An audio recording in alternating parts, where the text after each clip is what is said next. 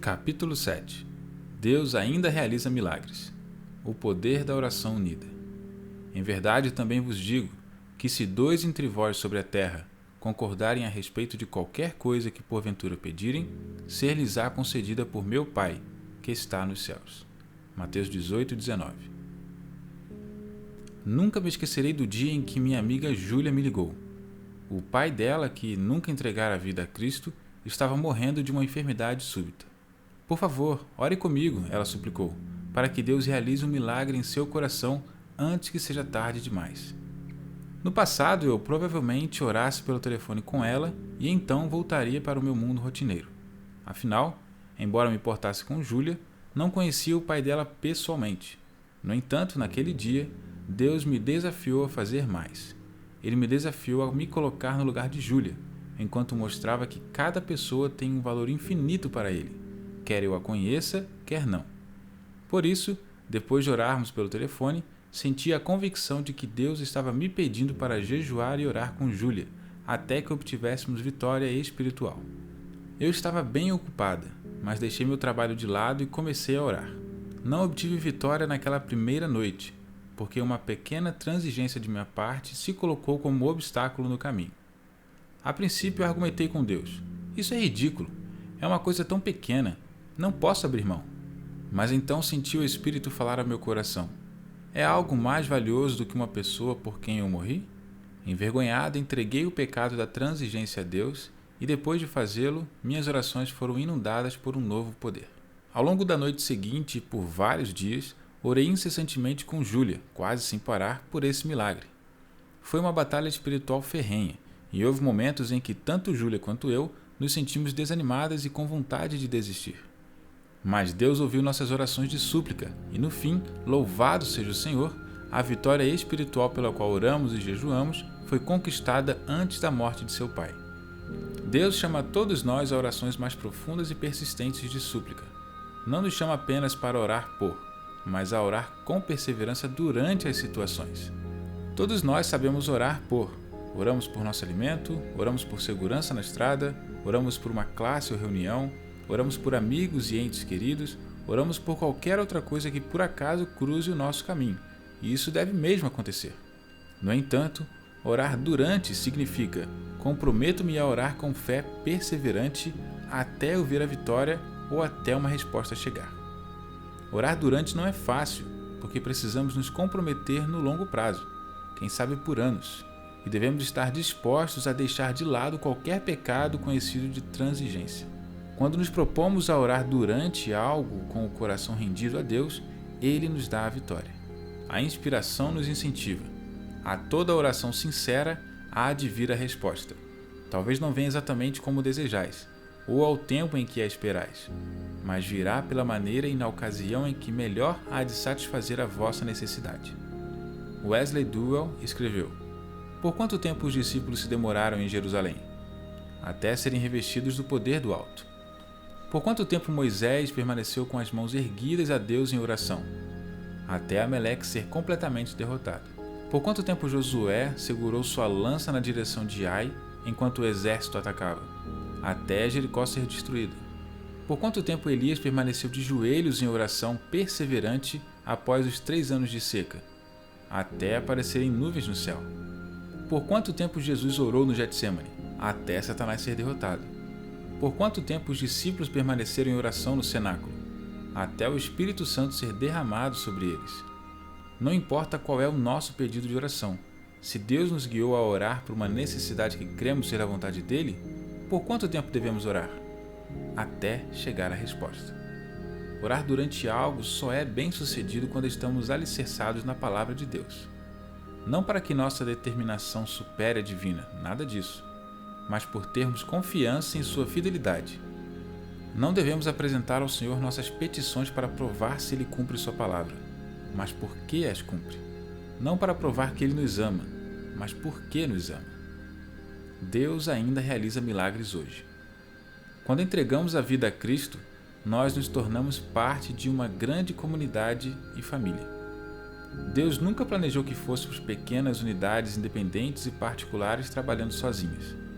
Somos um corpo coletivo, formado por muitos membros e trabalhando juntos em união para exortar, encorajar e espalhar o Evangelho. Essa unidade também deveria influenciar nosso modo de orar. Ao escrever para o irmão e irmã Farnsworth sobre a oração em grupo, Ellen White afirmou: "Somos incentivados a orar pedindo sucesso, com a garantia divina de que nossas preces serão ouvidas e atendidas. Em verdade também vos digo que se 2 entre vós sobre a terra concordarem a respeito de qualquer coisa que porventura pedirem, ser-lhes-á concedida por meu Pai que está nos céus. Porque onde estiverem 2 ou 3 reunidos em meu nome, ali estou no meio deles." A promessa é feita sob a condição de que a igreja orará unida e em resposta a essas orações. Pode-se esperar um poder maior do que o concedido em resposta à oração particular. O poder derramado será proporcional à união dos membros e a seu amor por Deus uns pelos outros. Em mais uma referência a Mateus 18, versículo 19 e 20, Ellen White exclama: "Preciosa promessa! Cremos nós nela? Que maravilhosos resultados apareceriam caso as orações unidas desse grupo ascendessem a Deus com fé viva." Permita-me compartilhar uma história extraordinária que aconteceu não faz muito tempo no Vietnã. Depois de experimentar a alegria de Deus na própria vida, o pastor leigo Han e os membros de sua igreja em casa sentiram a convicção de jejuar e orar de maneira específica pelas vilas não alcançadas do Vietnã. Começaram a concentrar as orações em uma vila a quase 250 quilômetros de distância, na qual não havia nenhum cristão. Eles a escolheram por ser a cidade natal de um dos casais do grupo. O casal Win tinha parentes não convertidos na vila e ansiava por ganhá-los para o Senhor. Por isso, o pastor Han, os Win e os membros da igreja começaram a orar. Pouco tempo depois, uma tia dos Win, uma senhora chamada Yen, que sofria de câncer de estômago terminal, foi à cidade onde moravam em busca de tratamento médico. Seu sobrinho, o Sr. Win, convidou Yen para a igreja na casa do pastor Han, que frequentava todos os sábados. Ela foi e ali ouviu sobre Jesus Cristo e ganhou uma Bíblia. Yen aceitou avidamente Cristo como Salvador e todos alegraram, sobretudo o Sr. e a Sra. Win.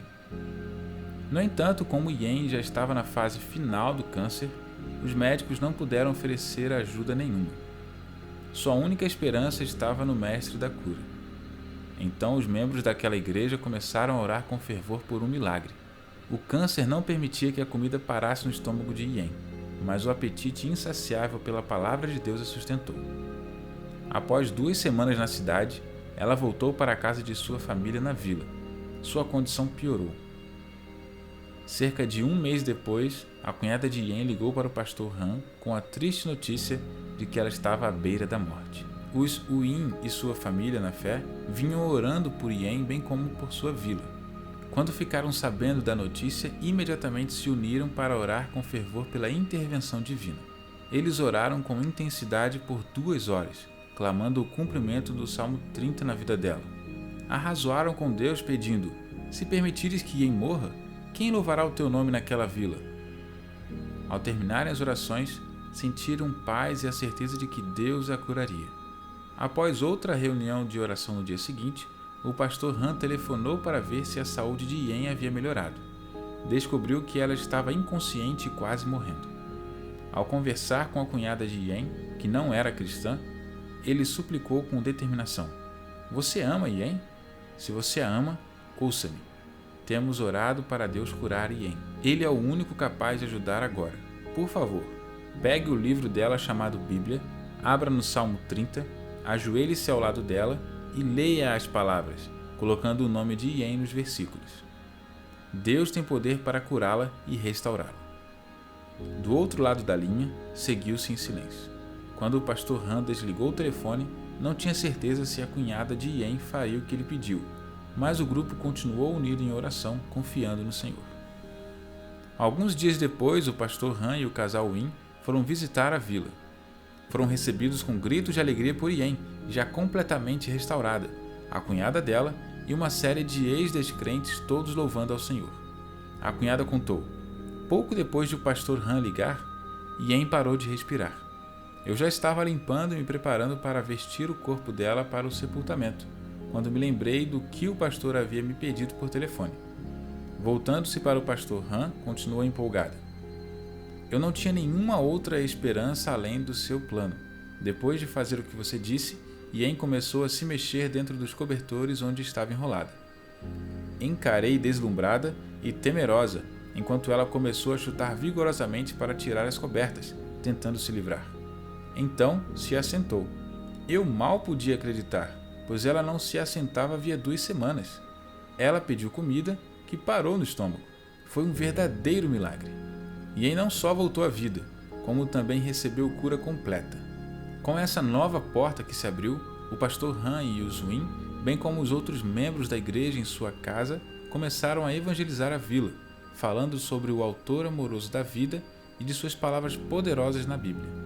Mais de 50 pessoas já aceitaram a Cristo, e a notícia do milagre do amor de Deus está se espalhando para outras vilas não alcançadas na região. Esse milagre teria acontecido se os cristãos da pequena igreja urbana no lar não estivessem dispostos a jejuar e a se unir em oração pela vila? O que pode acontecer se seguirmos o exemplo desses irmãos e irmãs vietnamitas, orando pelas pessoas não alcançadas em nossas comunidades e áreas de influência? Voltando ao básico. Embora eu tenha crescido escutando histórias sobre os pioneiros adventistas e como eles amavam orar e estudar a Bíblia até tarde da noite, foi somente em anos recentes que comecei a experimentar um gostinho de como aqueles dias devem ter sido extraordinários. Em 2009, Deus reuniu um grupo apaixonado por ajudar as pessoas a vivenciar pessoalmente o reavivamento bíblico genuíno. Sob a liderança do pastor Ivor Meyers e com o auxílio de muitos outros pastores e professores da Bíblia no mundo inteiro, nosso objetivo é realizar sessões de treinamento que deem ferramentas práticas para as pessoas, ajudando-as a se aprofundar na palavra de Deus por si mesmas. 6 meses depois de começar a ter as ideias iniciais, realizamos o primeiro evento no acampamento Soquel, no centro da Califórnia. Como foi a primeira sessão e a maioria de nós era amador no ministério, com exceção do pastor Meres e talvez de algumas outras pessoas, planejamos receber de 200 a 300 participantes. Não tínhamos certeza do que iria acontecer, mas Deus nos abençoou abundantemente além das nossas expectativas. Esse primeiro evento lotou, com 350 participantes. Embora tenhamos começado no vermelho e realizado inscrição com desconto para muitos, pois não queríamos impedir ninguém que desejasse estudar a Bíblia, em vez dos $10.000 de oferta pelos quais oramos a fim de cobrir os custos, Deus nos deu quase $35.000 em doações. Mal conseguimos acreditar. Soubemos, sem sombra de dúvidas, que o Senhor estava abençoando e queria que continuássemos o ministério, ousando pedir maiores bênçãos e mais pessoas. Com a bênção divina, o ministério cresceu. Mais pessoas participavam de cada congresso, e a cada vez o Espírito Santo parecia ser derramado com mais poder do que antes. À medida que o tempo passava, recebíamos mais testemunhos daquilo que Deus estava fazendo na vida dos participantes ao voltarem para casa e colocarem em prática tudo aquilo que haviam aprendido. Enquanto a vida deles mudava, a nossa era transformada também. Faz mais de 5 anos desde que começamos o Ministério dos Acampamentos Bíblicos ARM, que recentemente fizemos o 20º evento de capacitação para o estudo da Bíblia. O mais surpreendente é que ao longo desses anos temos conseguido observar Deus tocar a vida de milhares de participantes dos Estados Unidos, do Reino Unido, da Indonésia, África, Europa, Ásia e até alguns países e cidades do Oriente Médio, como Dubai e outros. Não só testemunhamos muitos entregarem a vida a Cristo, como também vimos jovens sem interesse pelas coisas espirituais se apaixonarem pela palavra e pelo poder da oração. Vimos casamentos à beira do divórcio serem restaurados. Vimos famílias reconciliando-se. Vimos líderes da igreja serem reavivados. Vimos escolas passando por grandes reviravoltas quando seus alunos voltaram aos estudos apaixonados pela Bíblia e pela oração. Vimos montanhas espirituais moverem-se. Testemunhamos até curas físicas. E o mais importante de tudo, vimos a Igreja Remanescente de Deus ganhar vida como nunca antes. Por que Deus tem nos abençoado com tamanha profusão? Vou lhe dar uma pequena dica. Tudo está ligado à oração unida. No ARM, começamos todas as manhãs do congresso com no mínimo 30 minutos de oração em grupo. E não estou falando de uma dúzia de pessoas que se reúnem para orar nos bastidores. Com frequência, pelo menos 100 pessoas participam conosco desse momento diário de oração. Também temos reuniões de oração o dia inteiro durante a programação. Ali os participantes se unem para orar pelos palestrantes, uns pelos outros e por um derramamento maior do Espírito Santo. Também passamos a fazer uma noite inteira de vigília em cada congresso, frequentada pela maioria dos participantes. Durante essa vigília, intercedemos por um derramamento maior do Espírito Santo sobre a nossa igreja e também dedicamos tempo levando a Deus as necessidades individuais dos presentes. Tiago 5,16 nos instrui: confessai, pois, os vossos pecados uns aos outros e orai uns pelos outros para serdes curados. Muitos contam que esse momento de oração ao longo da noite inteira é uma das partes mais impactantes de todo o congresso, por causa da cura espiritual que experimentam ali, bem como o amor e a união nunca antes vivenciados entre os irmãos de fé. Descobrimos que Deus não é limitado por falta de recursos, talento ou profissionais experientes. O que mais importa para Ele é o nosso coração. Nós nos entregamos a Ele? Seguimos a sua vontade e obediência? Seguimos sua palavra? Se os agentes humanos tão somente cooperarem com a inteligência divina,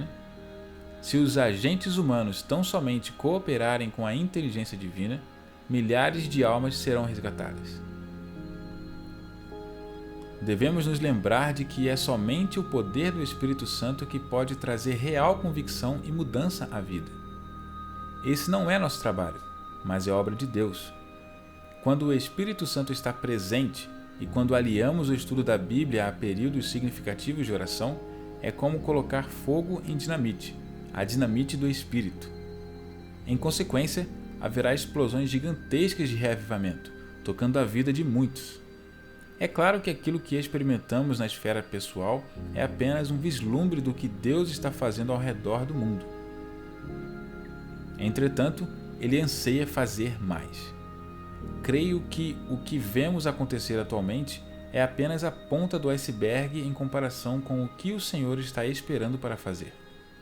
Ele quer ver uma reviravolta completa em nosso mundo, assim como aconteceu no dia do Pentecostes. A chave para essa obra será encontrada na volta ao básico, no retorno a um estudo mais profundo da Bíblia e ao nos reunirmos com maior união por meio da oração.